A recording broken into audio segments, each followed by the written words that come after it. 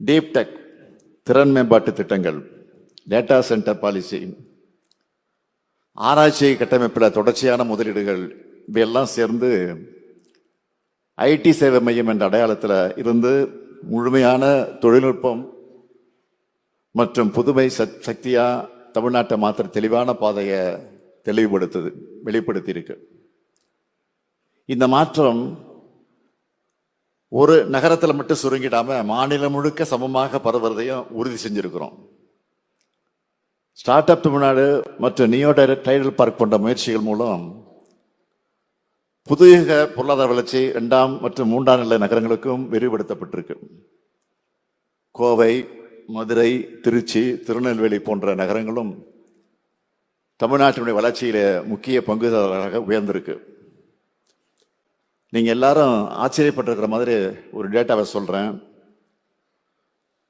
தமிழ்நாட்டில் இருக்க 38 மாவட்டங்கள்ல 32 மாவட்டங்கள்ல இருந்து வெண்பொருள் ஏற்றுமதி நடக்குதுன்னு ஒன்றிய அரசினுடைய STPஐ வெளியிட்டிருக்கக்கூடிய புள்ளி விவரம் தெரிவிக்குது. திராவிட மாடல்னா என்னன்னு கேட்கிறவங்களுக்கு ஒன்றிய அரசு சொல்லுகிற இந்த தரவு தான் என்னுடைய பதில். தமிழ்நாட்டின் புத்தாக்க சூழலும் இந்தியாவிலே சிறந்த ஒன்றா இருக்கு. பெரும் ஐடி மற்றும் பொறியியல் மனித வளம், உலகத்தர கல்வி நிறுவனங்கள், பல சிறப்பு மையங்கள், இந்தியாவுடைய முதலாவது டிப்டெக் இன்குபேட்டர் எல்லாம் இணைந்து ஆராய்ச்சியிலிருந்து அறிவுசார் சொத்துக்கள் உருவாக்கம், உலக சந்தை அடைவு வரை முழுமையான பயணத்தை சாத்தியமாக்கி இருக்கு. இதோட ரிசல்ட் தான் இந்தியாவில் பதிவாகிற 4இல் 1 காப்புரிமை. அதாவது பேட்டன்ட் விண்ணப்பம் தமிழ்நாட்டிலிருந்து பதிவாகிற வகையில நாம முன்னணியில் இருக்கிறோம்.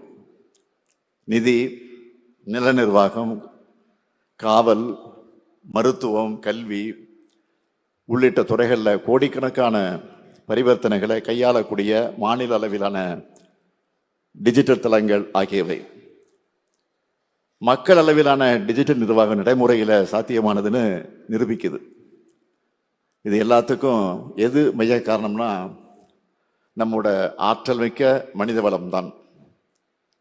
இதை அடுத்த கட்டத்துக்கு கொண்டு போகணும்னு தான் ஏஐ சந்தாவோட கல்லூரி மாணவர்களுக்கு லேட்டஸ்ட் மாடல் லேப்டாப்புகளை உலகம் உங்கள் கையில் அப்படின்னு சொல்லி அந்த திட்டத்தின் மூலமாக வழங்கி இருக்கிறோம்.